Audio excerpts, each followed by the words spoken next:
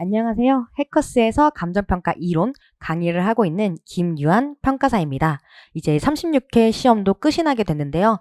이제 시험을 보고 나오신 수험생분들이 가장 궁금해 하시는 게 과연 내 예시 답안은 잘 적었을까? 이제 예시 답안과 비교했을 때 내 상대적 위치는 어느 정도이기 때문에 합격을 좀 예상할 수 있는가? 이런 것들이 많이 궁금하실 것 같아요. 그래서 저도 이 36회 총평 준비해 보았습니다. 물론 다양한 의견들 중에서 우리 시험은 논술형 시험이기 때문에 하나의 예시 답안이기 일 뿐으로서 참고해 주시면 좋을 것 같습니다.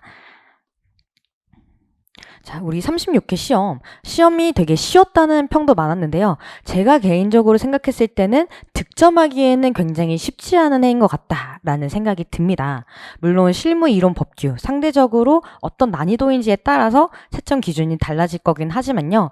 예년 지난 시험들에 비해서는 36회 1번 같은 경우에는 득점하기가 굉장히 쉽지 않았습니다. 우리 과거 이론적 지식을 물어봤기 때문에 상대적으로 1번에서 득점할 수 있는 가능성이 굉장히 높았어요. 우리 과락을 면하고 합격까지 가는데 가장 중요한 것은 1번에서 최대한 60%에 가까운 득점을 하는 게 여러분들의 목표이셨을 것 같은데요. 사례형 문제였기 때문에 출제자의 의도를 파악을 하고 사례에서 제시된 내용 등을 정확히 포섭을 해서 답안을 작성을 하는 게 쉽지는 않았을 것 같다. 그래서 득점하기가 조금은 어렵다. 자, 그렇다고 했을 때 두 번째로 배점이 큰 2번 문제. 물어본 것은 굉장히 쉬웠지만 이 문제에 따라서 배점을 채우기 위한 목차를 구성하는 것은 쉽지가 않았을 것입니다. 특히 물음 1번에서 물어본 거는 경제적 가치, 판정, 그 의의에 대해서 준비하신 분들이 많지는 않았을 것 같아요. 그리고 물음 2번에서도 복수 감정평가라는 그 개념과 목적별 평가가 묶여 있었기 때문에 이거를 묶어서 좀 작성하기가 쉽지는 않았을 것 같다. 상대적으로 3번과 4번 같은 경우에는 최근 부동산 시장과 감정평가 업계에서 많은 이슈가 됐었던 거기 때문에 스터디에서 많이 준비하셨지 않았을까 싶고요. 자, 그러면 우리 이제 상대적으로 3번과 4번은 누구나 다 잘 적었을 것이다. 그렇다면 변별력이 있는 게 1번과 2번이지 않았을까 싶은 생각이 듭니다. 네, 문제 1번. 문제는 여러분들 다 읽어보셨을 것 같고요. 바로 물음을 살펴보겠습니다. 자, 물음 1번에서는 대상 물건의 1단지 성립 여부에 대해서 물어보고 있습니다. 그리고 그 성립을 긍정하는 입장. 얘기를 하고 있죠. 그래서 1단지 성립 여부라고 하면은 첫 번째, 용도적 불가분성에 대해서 언급을 해주며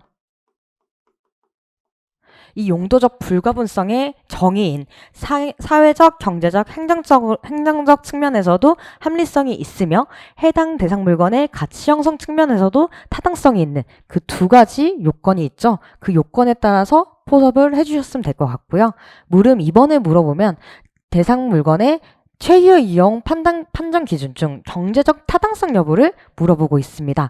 그리고 물음 3번은 이제 대상 물건의 매매 사례 자체가 인근 지가 수준으로 보기에 타당한가? 그 부분을 검토하는 것으로 물어보고 있어요. 그래서 이 물음들을 종합적으로 봤을 때 출제자가 의도한 것은 무엇이냐? 먼저 대상 물건 같은 경우에는 지금 현황 기준으로 지목이 과수원과 임야입니다.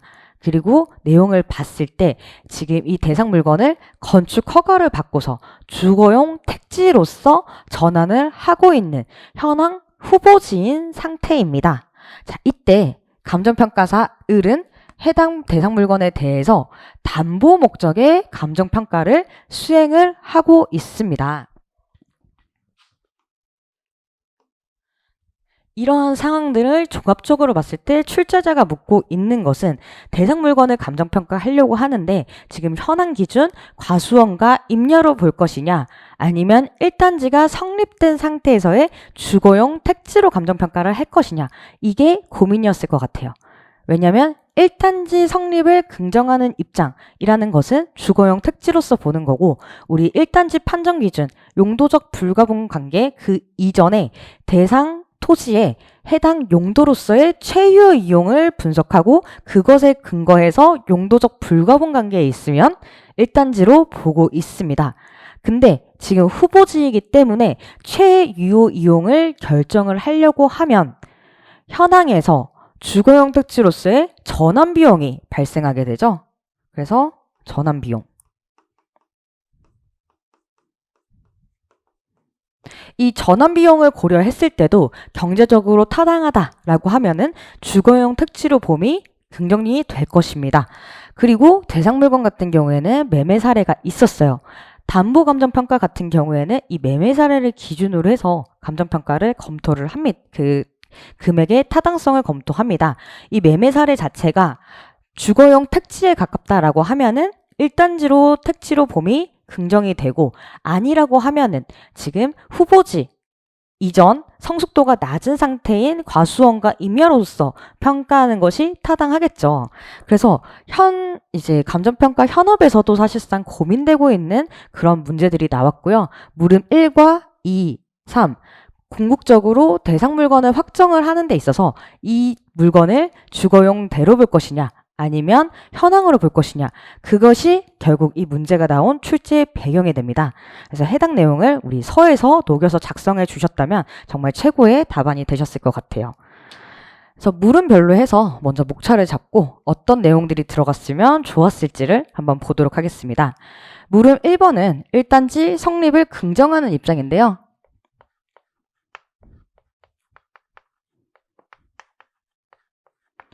우리 탑다운 방식으로 먼저 1단지 개념과 판단 기준에 대해서 작성을 해줄 수가 있습니다.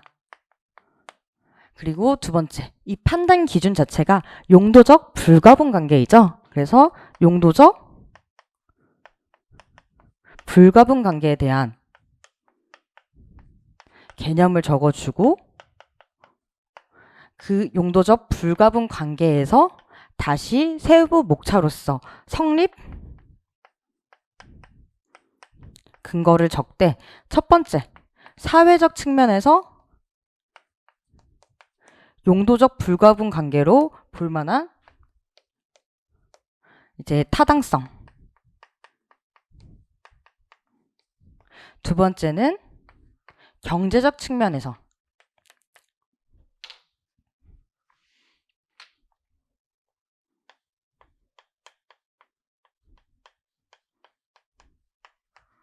우리 세 번째로는 행정적 측면에서 네 번째로는 가치 형성 측면에서 검토를 해주는 이런 목차를 잡으실 수 있고요. 각각 사회적, 경제적, 행정적 가치 형성 측면에서 1단지로 봄이 타당하다라고 언급을 해주셔야 궁극적으로 우리 성립하는 그 긍정의 입장에서 작성을 해주실 수가 있겠죠. 자, 그래서 우리 1단지 개념과 판단 기준을 볼 때 사실상 저는 이 판단 기준 안에서 표준지 조사 기준상의 내용을 적어 주었습니다. 우리 문제를 분석을 하면요. 우리 표준지 조사 기준상에 1단지를 판단하는 그 시점 자체는 건축 허가를 득하였고 건축이 실제로 착수하였을 때 우리 그때부터 1단지로 보고 있습니다. 근데 사례의 경우에는 일단 지금 건축 허가는 받았지만 건축공사에 착수하지는 않았다라고 되어 있죠. 그래서 저는 이 1단지 개념에다가 추가적으로 해당 내용을 작성을 해주면서 우리 일반 통상적인 측면에서는 1단지로 보지는 않지만 이 사안의 경우에는 용도적 불가분 관계에 있기 때문에 1단지로 봄이 긍정된다. 라고 적어주시는 게 출제자의 의도에 부합한 서술 방식이지 않으셨을까 싶습니다.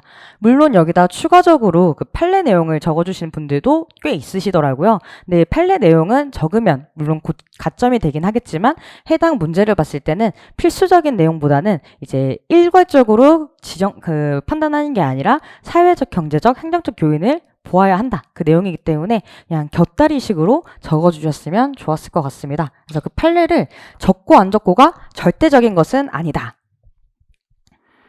그리고 두 번째로 이제 사회적, 경제적, 행정적 가치 형성 요인 측면에서의 어떤 내용 등을 포섭을 할 것이냐, 우리 하나씩 찾아볼 건데요. 먼저 사회적 측면이라는 것은 우리가 토지의 이용 형태가 사회적으로 하나의 단위로서 인식되는 것이 타당하다라고 볼 만한 사유들을 얘기를 하고 있습니다.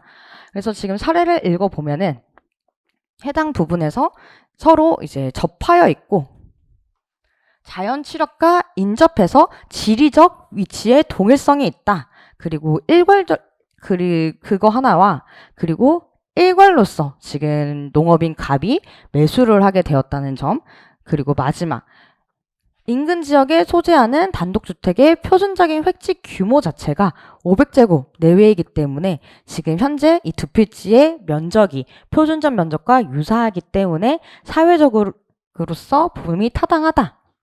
그래서 지금 이 구체적인 내용 등은 서로 접하는 것, 두 번째 일괄매입,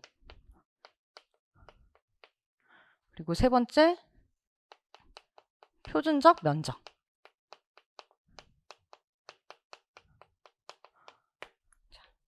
이제 두 번째로 경제적 측면에서의 용도상 불가분 관계인데, 경제적 측면 같은 경우에는 단일 필지로 쓰는 것보다 일단으로서 우리가 보는 것이 훨씬 더 경제적 가치가 증진된다라는 내용으로 포섭을 해주시면 되는데요. 그 내용은 어떻게 포섭을 할까라고 했을 때, 출제위원이 굳이 이 용도 지역을 자연녹지 지역으로 넣은 이유는 또 무엇일까? 한번 생각해보면 자연녹지 지역 안에서의 건폐율은 일반적인 도시 지역에 비해서 굉장히 작습니다. 즉, 이 200제곱의 과수원을 봤을 때는 결국 지을 수 있는 바닥 면적이 40제곱밖에 되지 않기 때문에 13평 내외예요. 그래서 단독주택을 짓기에는 굉장히 협소한 면적이다. 하지만 500제곱으로서 하필된 면적으로 봤을 때는 단독주택으로 짓는 것이 타당하며, 또 그 내용이 여기 인근의 표준적인 획지의 대지 면적이 500제곱이라고 또 이제 주어져 있죠. 그래서 이런 점들을 고려를 했을 때 경제적으로 타당성이 있다. 그리고 마지막 행정적 요인 같은 경우에는 이미 두 필지 1단지로서 건축 허가를 받았고, 이 내용이 동일하게 변경 신고 필증을 교부받음으로 인해서 두 필지에 걸려있는 권리가 한 번에 양도가 되었다. 즉, 행정상으로 보았을 때도 두 필지를 1단으로 보고 있기 때문에 행정적 측면에서도 용도적 불가분 관계가 인정이 된다. 이렇게 포섭을 하실 수가 있었을 것 같습니다.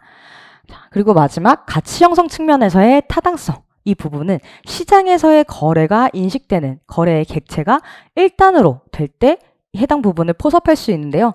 이거는 당연하게도 두 필지를 일괄로 매수를 했고, 또 이것을 기반으로 담보대출을 신청했다.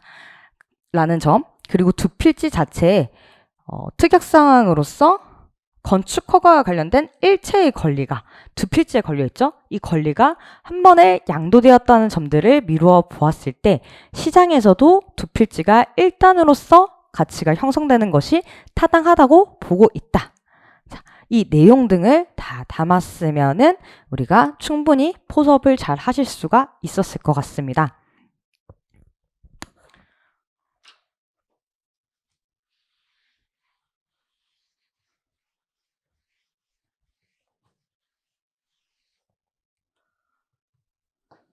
세 번째, 물음 2인데요. 물음 2 같은 경우에는 먼저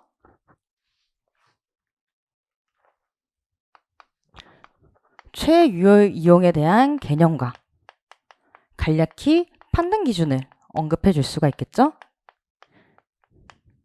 그래서 먼저 큰 상위 개념을 적어주고, 두 번째로는 경제적 타당성 검토 사항을 적을 수 있겠습니다. 이 세부 목차로서는 경제적 타당성의 판단 기준에 대해서 적을 수가 있겠죠.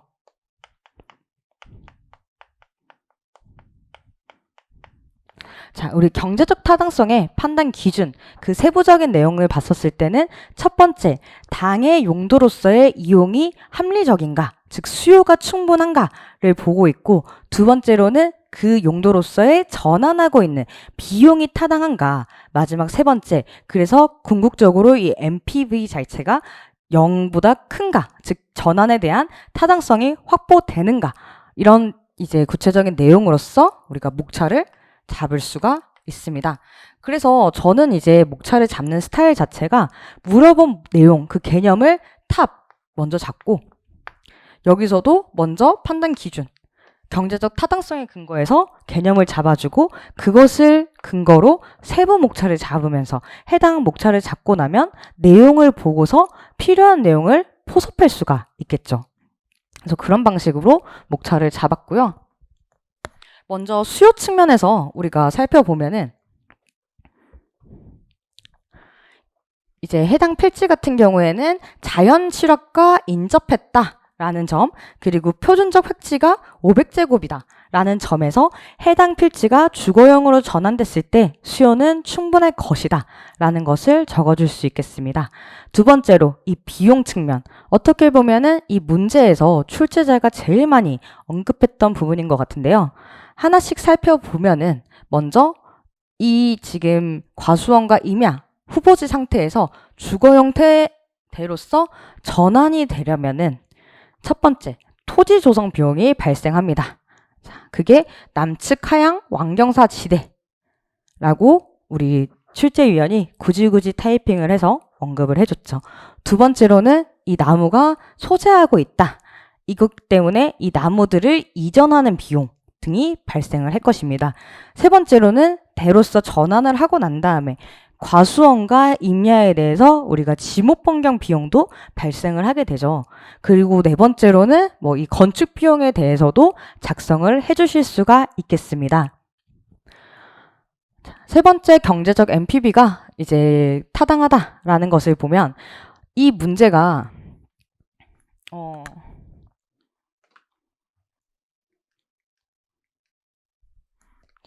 여기서 또 핵심적인 것은요, 물음 1번에서 단 각 물음은 서로 독립적이다 라고 이야기를 하고 있습니다. 우리 이 말은 물음 1번에서는 1단지를 긍정한다라는 것은 주거용 대로서 보고서 평가를 하겠다는 거예요. 근데 이게 독립적이라는 것은 물음 2번에서는 주거용 대가 될 수도 있고, 아니면 현황 이용이 최유효 이용이 될 수 있다라는 말을 좀 내포하고 있는 게 아닐까라는 생각이 들었는데요. 그렇기 때문에 이 경제적 타당성 여부를 분석을 할 때 마지막으로 현황 이용 자체에 대한 그 가치와, 그리고 주거용 대로서의 전환되었을 때 그 비용에서 우리가 전환 비용을 공제한 양자의 경제적 타당성 중에서 더 큰 게 최유효 이용이 될 것입니다. 그래서 그 내용을 마지막 경제적 타당성 부분에다가 좀 적어주셨으면 좋을 것 같고요. 저는 여기서 좀 추가적으로 한 가지 목차를 더 잡았는데, 결국에 최유효 이용이라는 것 자체는 소유자에 의한 이용이기 때문에 소유자가 실제로 실현 가능해야 됩니다. 그래서 저는 한 가지 더 재정적 실현 가능성 부분까지도 조금 언급을 해줬는데요. 그 이유 자체가 우선 갑은 농업인이죠. 농업인이고 매매계약일과 매매대 소유권 이전 등기일 자체가 1년이 차이가 나고 있습니다. 즉 계약을 하고서 잔금일까지가 1년이 소요가 되었고요. 그리고 신축을 위해서 건축비용 마련을 위해서 대출을 신청한 케이스입니다. 그리고 현재 여기 용도지역은 자연녹지 지역이에요. 그래서 농업인 자체가 이 자금력이 충분히 확보가 되어야지만 대출을 받고 건축을 완공할 수가 있을 텐데, 지금 이 건축 비용 토지가 자연녹지 지역에 소재하고 있기 때문에 이 단가가 실질적으로 건축 비용보다 훨씬 더 작을 수가 있어요. 즉 담보물 자체가 건축 받아야 되는 비용보다 더 작을 수가 있고, 그리고 현재 이제 농업인 이런 상황들을 미루어 봤을 때 이런 재정적 실현 가능성도 조금 언급해 줬으면 남들과 다른 그런 차별화 포인트가 되지 않았을까라는 생각이 듭니다. 그래서 이 해당 부분은 예시 답안에다가 담아놨습니다. 그래서 예시 답안 한번 간단히 이 부분 볼게요.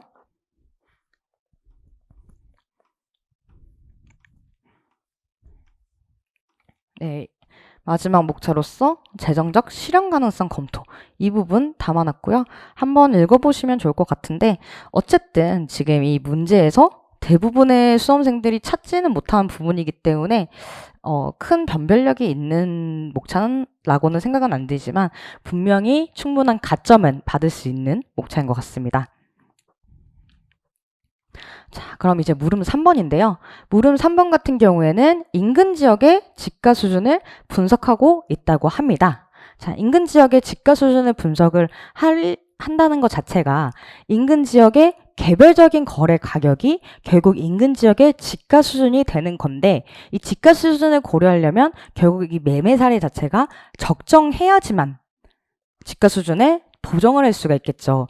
근데 여기서 우리가 고려해야 되는 것은 두 가지가 있습니다. 과연 이 인근 지역의 집가 수준을 첫 번째, 현황을 기준으로 볼 것이냐, 두 번째, 아니면 주거 형태로 볼 것이냐, 이거에 따라서 집가 수준 분석이 달라질 수가 있을 것 같아요.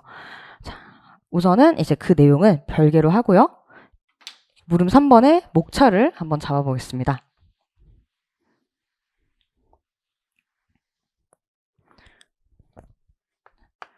먼저 인근 지역에 대한 집가 수준 개념을 작성을 해줄 것이고 두 번째는 이제 검토 사항인데 아무래도 예쁜 목차를 잡는다라는 것 자체가 우리가 그 개별 거래 즉 가격에 반영되어 있는 것을 궁극적으로 가치로 만들 것이기 때문에 그거에 대한 사정을 보정해야 되는 그 시장 가치의 요건별로도 우리가 검토를 할 수가 있겠죠. 그래서 이 문제에서는 저는 거래 대상의 검토 그리고 용도의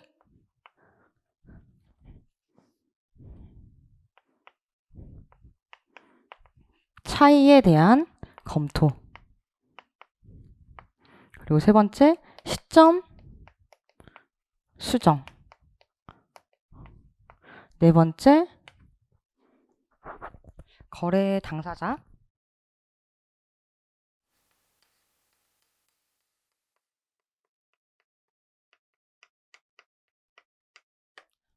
이렇게 검토 사항을 잡았습니다. 거래 대상의 검토라고 하면 아마 대부분의 분들이 이 부분은 거의 다 맞추셨을 것 같아요. 너무나도 뻔하게 이 나무가 일괄로 매도되었다는 점에서 해당 거래 사례가 적정하려고 하면은 나무 소재한 나무에 대해서 우리가 배분을 해줘야 된다. 이렇게 적으셨을 것 같고요. 그리고 이제 용도의 차이. 이 부분은 아까 제가 언급드렸던 것처럼 지금 인근 지역의 집가 수준을 어떤 것으로 볼 것이냐. 이제 과수원과 임야, 농림지의 경우로 볼 경우에는 건축 허가 자체가 무상으로 양도되었기 때문에 나무들만 이제 배분을 하면 될 것이고 만약에 주거용 대로 본다라고 하면은 그때는 이제 주거용 대로 전환하기 위한 전환 비용 우리 물음 2번에서 언급했던 내용 등을 다시 언급을 해줄 것 같습니다. 그리고 시점 수정 같은 경우에는 우리가 매매계약일 2024년 6월 1일이고 기준 시점은 13개월이 지났기 때문에 이제 이 매매 시점 당시로부터 변하게 된 가치 형성 요인의 제 요인들의 변화들을 고려를 해줘야 된다. 그리고 마지막은 거래 당사자인데요. 이것도 어떻게 보면 좀 차별화를 위해서 작성한 목차이긴 합니다. 그래서 여기까지는 좀 필수적인 목차는 아닌 것 같고 이 거래 당사자라는 것 자체가 농업인이고 자연녹지 지역이죠. 자연녹지 지역에서 이제 과수원 등을 우리가 매수를 하려고 하면은 농지 취득 자격증, 농업인 뭐 이러한 조건들이 붙습니다. 그래서 이런 것들이 집가 수준에 얼만큼 영향을 미치는지에 대해서도 고려를 해야 된다라는 식으로 저는 작성을 해 주셨습니다. 자, 그래서 우리가 물음 지금 1번부터 물음 3번까지 살펴봤는데요. 제가 지금 이렇게 언급했었던 사례를 포섭하는 그 기준들 자체는 이 문제를 굉장히 찬찬히 읽고서 뽑아낸 요소들이기 때문에 아마 시험장에서 여러분들은 이거의 절반 정도만 포섭을 하셔도 최소한 50% 이상의 목차는 이제 점수는 득점하시지 않으셨을까라는 생각이 듭니다. 특히 물음 1번과 물음 3번은 우리가 목차를 다 유사하게 많이 뽑으셨어요. 물음 1번은 1단지 판단 기준에 따라서, 물음 3번은 사정 모정해야 되는 내용들에 대해서, 그렇지만 물음 2번은 경제적 타당성 여부를 분석하는데 답안지가 많이 갈리기는 하더라고요. 그래서 최소한 수익, 비용, NPV 이 측면에서 접근하셔서 적으셨으면 한 최소 40에서 50% 이상은 받으실 수 있을 것 같고요. 네, 그럼 이어서 문제 2번 보도록 하겠습니다. 문제 2번 같은 경우에는 이제 대물음부터 감정평가의 정의에 대해서 나와 있습니다. 이 정의 안에서 경제적 가치를 나와 있고, 판정에 대해서 먼저 의의를 작성하라고 나와 있죠. 그래서 이렇게 개념어에 대해서 설명하라는 그 문제는 출제자가 어떤 의도를 가지고 문제를 냈는지에 따라서 구체적인 세부 목차가 나뉘어지게 됩니다. 이 물음만 읽어서는 절대 출제자의 의도를 파악할 수가 없어요.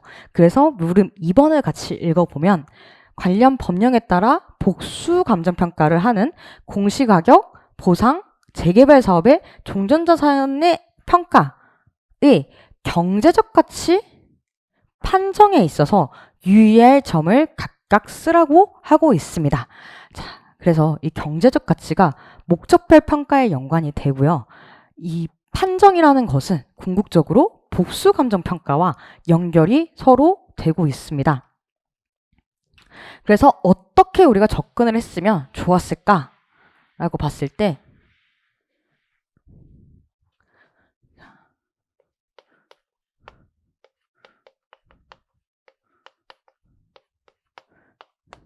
경제적 가치,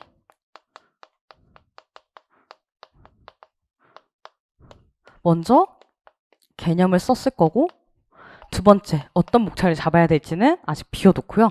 두 번째 판정, 이거에 대한 의의를 물어보고, 그리고 두 번째로 추가적인 목차를 잡아주실 수가 있을 것 같아요. 그래서 결국 이제 이 경제적 가치는 우리가 앞에 뒤에 물음 2번에서 나와 있는 것이 목적별 감정평가이기 때문에, 이 목적별 감정평가, 즉 의뢰 목적에 따라서 의뢰인이 추구하는 경제적 가치는 상이할 수 있다. 이게 나오는 게 물음 2번 경제적 가치의 핵심 포인트였던 것 같아요. 그래서 저는 가치다원론을 적으셨다 라고 하면은 정말 최고의 그 출제자의 의도에 부합한 답이 아니었을까 싶고요. 이제 판정이라는 거, 복수 감정평가라는 거 자체가 대상 물건에 대해서 둘 이상의 평가사가 감정평가를 하는데, 그것을 산술평균에서 최종적으로 판정을 하는 것이죠. 복수 감정평가를 하는 그 궁극적인 목적 자체가 공공성과 사회성이 높은 평가 목적에 대해서 한 단수평가 같은 경우에는 주관이 대입되어 있을 여지가 있으니 복수 감정평가로서 객관성과 공공성, 신뢰성을 제고를 한다라는 게 복수 감정평가의 궁극적인 취지입니다. 그쵸? 그래서 이 판정 부분에서는 감정평가의 판정에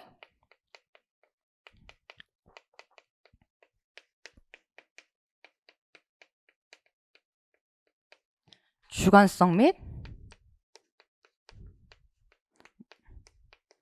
객관성, 이 부분을 복수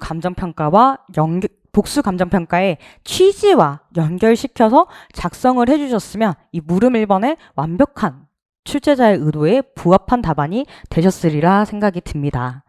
자, 그러면 이제 물음 2번 볼 건데요. 먼저 물음 2번 같은 경우에는 20점이죠. 그래서 처음 복수 감정평가,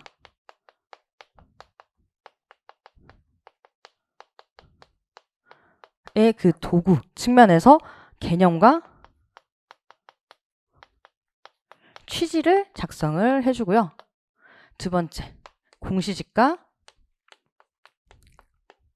세 번째, 보상평가. 네 번째, 재개발, 종전자산 평가입니다. 이 평가들에 대해서 우리가 쭉 놓고 봤을 때 먼저 캐치해야 되는 것은 세 가지의 공통점. 첫 번째로는 공적 평가이다. 그리고 두 번째로는 법적으로 복수 평가가 특수한 경우를 아니고서는 제시를 되어 있다라는 점. 세 번째로는 공적 평가이기 때문에 사회성과 공공성이 높다.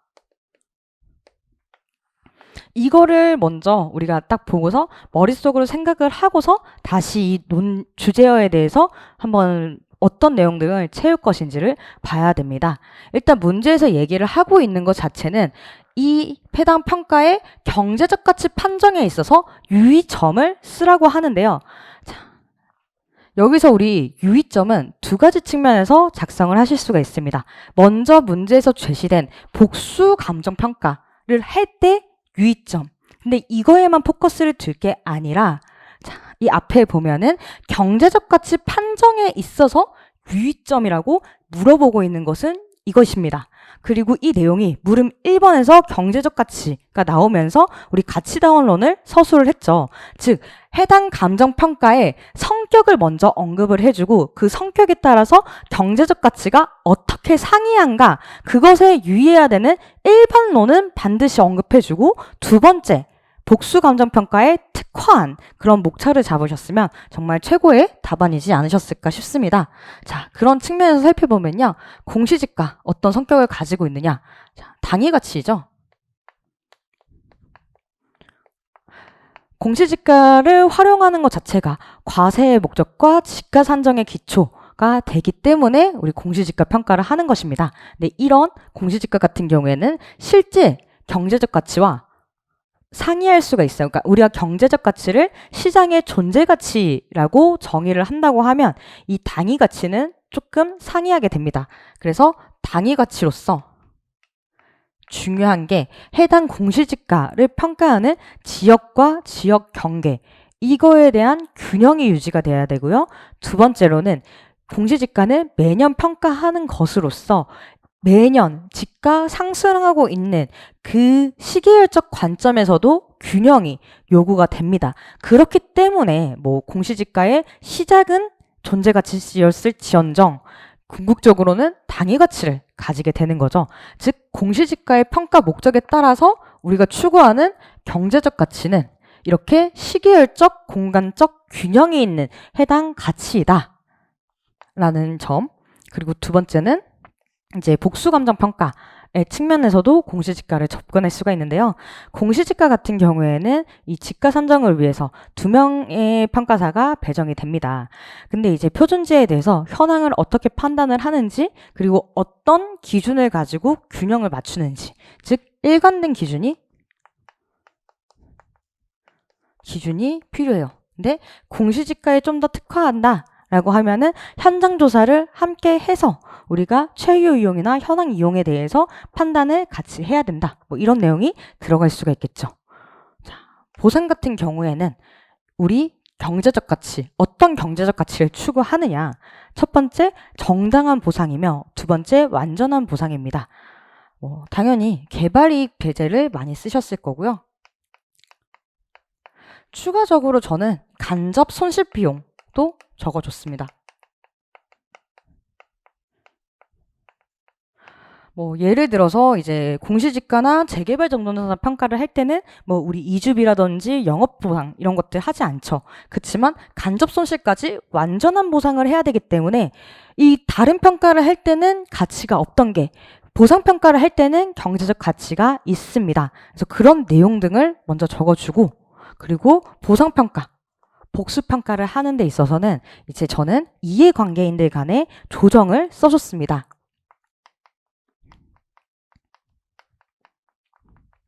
그거는 우리 공시지가, 보상, 재개발 종전자산 이 세 가지의 복수평가 성격을 보면요. 공시지가는 지자체에서 감정평가 2명을 선정을 합니다. 재개발 종전자산 같은 경우에도 시공구에서 2명을 선정을 해요. 근데 보상평가 같은 경우에는 법에 우리 토지보상법 많이 배우셨잖아요.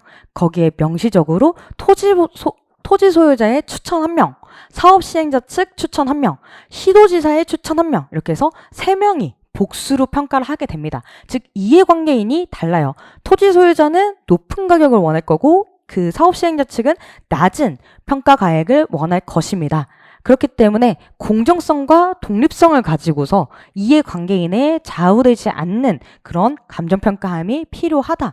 좀 이게 그나마 적을 수 있는 굉장히 차별화되어 있는 포인트였던 것 같습니다. 마지막 재개발 종전자산의 평가 같은 경우에는 우리 재개발 종전자산 평가도 결국 그 재개발 사업을 하는데 권리가액이랑 비례율을 산정하는 그 기초가 되죠. 그래서 이 종전자산 평가 같은 경우에도 우리가 기준점을 구한 다음에 조합원들 간의 상대적인 그 균형으로서 이루어지는 약간의 대량평가의 성격과도 가깝습니다.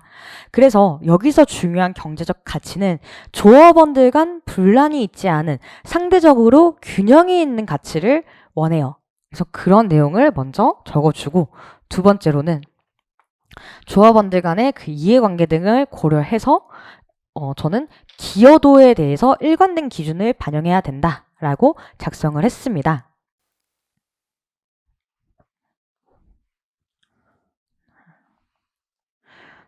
이렇게 보면은 참 이번 저는 제일 어려웠던 문제인 것 같고요. 어떻게 보면은 감정평가의 본질을 굉장히 잘 다루고 있는 완성도가 굉장히 높은 문제인 것 같습니다. 그래서 이론 시험 공부할 때는 실무 법규와는 다르게 기출문제가 제일 완성도가 높은 문제인 것 같아요.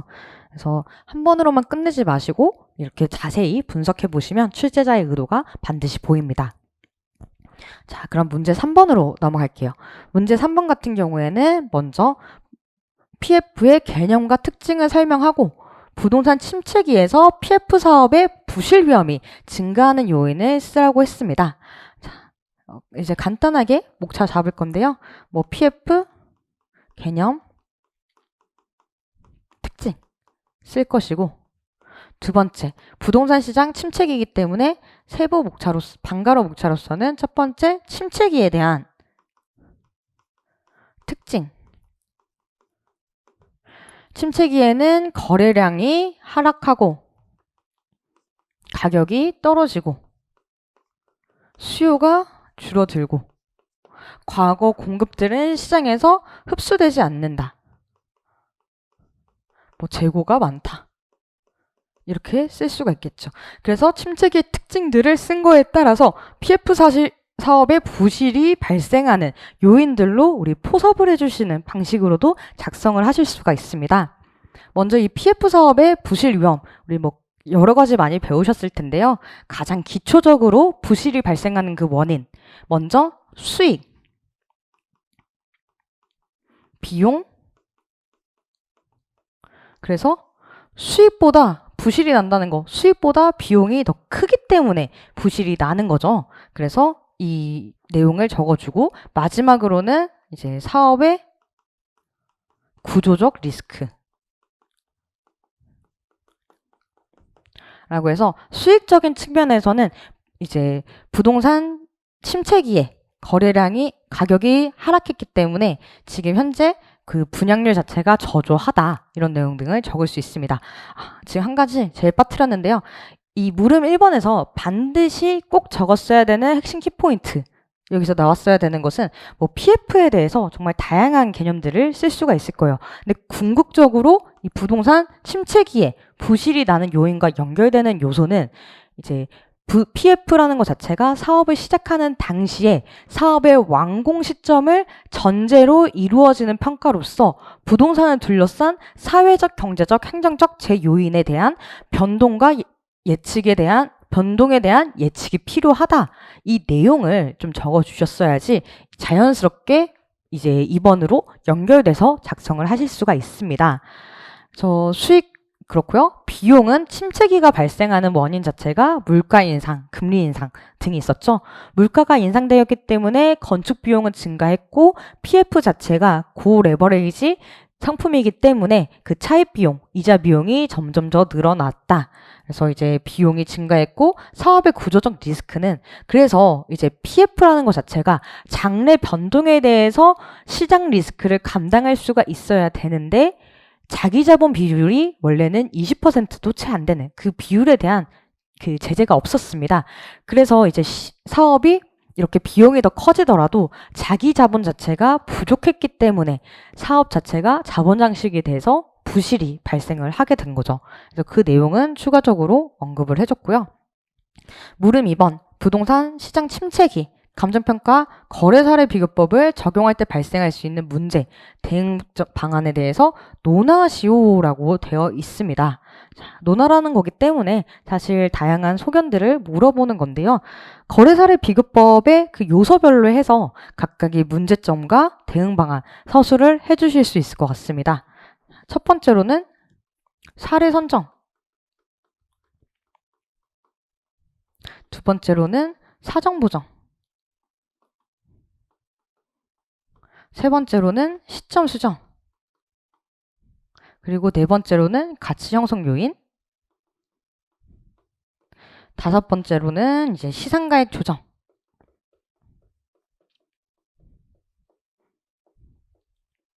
인데요. 뭐 사례 선정 같은 경우에는 과거의 거래가가 지금 현재 시장에 상한선이 되어 있다. 그리고 적정한 사례가 없기 때문에 그러니까 거래량 자체가 줄어들기 때문에 적정한 사례가 없다. 이런 문제점을 먼저 제시를 해주고 그거에 대한 대응 방안으로서 사례 수집 범위를 시간적, 공간적으로 확장을 해서 적정한 사례를 쓰는 것이 필요하다. 뭐 이런 식으로 대응을 할 수 있을 것 같고요. 사정 보정 같은 경우에는 부동산 침체이기 때문에 급매 사례에 대한 보정이 필요하다. 그리고 시점 수정 같은 경우에는 이제 시점 수정 자체가 거래를 기반으로 한 통계치이지만 침체기에는 거래 자체가 많이 없기 때문에 이 시점 수정의 타당성이 좀 떨어질 수가 있다. 이를 대응하는 방법으로서는 다양한 경제 지표들을 활용을 해서 이제 부동산 종합적인 시장 분석을 해서 결정을 해야 된다. 가역료 같은 경우에는 조금 애매하니까 저는 뺐어요. 이제 시상가액 조정 같은 경우에는 우리 경기 변동에서 나와 있는 파트인데 시상가액 그 부동산의 변동기 같은 경우에는 거래 사례의 적정성이 떨어지기, 신뢰성 자체가 떨어지기 때문에 원가 방식 또는 수입 방식의 병용이 필요하다. 뭐 이런 내용들로 작성을 해주셨으면 충분했을 것 같고요. 이런 일반론적인 문제, 그냥 거래 사례 비교법을 적용할 때 발생할 수 있는 이 일반론을 충분히 다 작성을 하셨다라고 하면은 50% 정도 득점을 했고 추가적으로 이 PF와 관련된 물음 이제 2번을 작성을 해주셨으면은 더 좋은 실무적인 답안이 됐을 것 같습니다.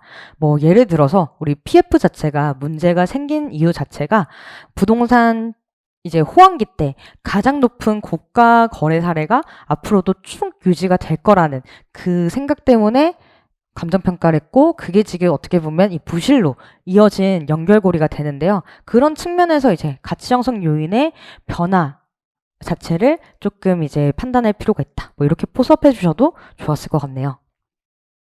네, 그럼 마지막으로 4번 문제 보겠습니다. 4번은 다행히 토지거래 허가제라는 행정적 요인의 변화가 부동산 시장에 미치는 영향에 대한 서술하는 문제인데요. 우리 이런 유형 많이 준비했습니다. 첫 번째, 부동산 시장 수요, 공급 측면에서. 두 번째, 우리 용도별 시장. 세 번째, 권리별 시장. 네 번째, 지역별. 다섯 번째, 규모별 시장. 자, 이렇게 시험지에 적어 놓고 그 다음에 토지거래 허가제가 부동산 가치에 어떻게 영향을 미치느냐. 토지거래 허가제도는 첫 번째, 제일 중요한 실거주 요건이 발생하게 됩니다. 그렇기 때문에 부동산에 갭 투자를 해서 자산을 증식시키려고 했던 그 투기 수요 자체를 직방으로 억제를 할 수가 있었죠. 그리고 두 번째로는 자금 조달 계획 같은 것들을 제출해야 됐기 때문에 조건부 승낙이다. 이런 내용 등을 적어줬으면 될 것 같고요. 그래서 이 실거주 요건과 이러한 거래의 제약들이 어떻게 영향을 미쳤냐? 수요의 측면에서는 단기적으로 실거주 즉 실수요자의 수요로 바뀌게 되었다. 그래서 단기적으로는 거래량이 투기 수요가 줄어들었기 때문에 이제 어떻게 보면 유효 수요 측면에서도 접근할 수 있을 것 같은데요. 그러한 수요가 줄어들었고 지가는 안정이 된다. 장기의 측면에서는 이렇게 가격이 하락했기 때문에 공급 위축 현상이 발생해서 부동산 가격이 이제 장기적으로는 공급이 위축될 수 있다. 이렇게 작성을 할 수 있을 것 같습니다. 두 번째 용도별 시장 같은 경우에는 사실상 토지거래 허가 자체가 크게 영향을 미치는 부분은 없을 것 같고요. 권리별 시장 같은 경우에는 우리 매매 시장과 임차 시장으로 나누어 봤을 때 이 매매 시장에서 실거주 요건이 발생을 했기 때문에 상대적으로 공간 시장의 재고를 제공하는 데는 공급을 제공하는 데는 줄어들 수밖에 없습니다. 그래서 이제 공간 시장의 공급이 줄어들게 되고 임차인들에 대한 거주 비용의 증가가 발생한다. 이렇게 포섭을 해줄 수가 있을 것 같아요. 그리고 지역별 시장 같은 경우에는 제일 중요하게 풍선 효과를 이야기를 할 수가 있겠죠. 토지거래 허가제가 묶인 지역 같은 경우에는 지가 안정이 될 것이나 결국 그 투기 자금 같은 경우에는 인접한 지역으로 이제 흘러갈 것이기 때문에 인접 지역에 풍선 효과가 발생한다라고 해서 꼭 적어주셨어야 되는 내용입니다. 자, 규모별 시장 이것도 실익이 있을까라고 판단할 때 용도별 시장과 묶어서 궁극적으로 토지거래 허가 제도는 주거용인 경우에는 60제곱 초과 그리고 이제 상업용, 공업용 같은 경우에는 150제곱 초과 이렇게 되기 때문에 용도별 규모별 시장을 엮어서 하나의 문단으로 작성할 수 있을 것 같아요. 그래서 지역별과 마찬가지로 토지거래 허가 그 구역 안에서 해당 제도를 받는 규모가 큰 부동산과 그리고 상대적으로 받지 않는 소형주택, 집합상가 같은 경우에는 풍선 효과가 발생할 수 있다라고 적었으면은 남들보다 훨씬 더 풍부한 답안을 작성을 하셨을 것 같습니다. 물론 이제 이 5가지 목차를 10점 안에 다 녹여 넣어 쓸 수는 없기 때문에 최소한 2개 정도 적으셨으면 4.5점, 3개 이상 적으셨으면은 이제 만점 거의 한 6점에서 7점 가까이 받지 않으셨을까 싶고요. 이렇게 지금 36회 총평이 끝나게 되었습니다. 다들 이제 수고 너무 많으셨고요. 한번 그 예시 답안 참고 한번 하시면 좋을 것 같습니다. 네, 수고 많으셨습니다.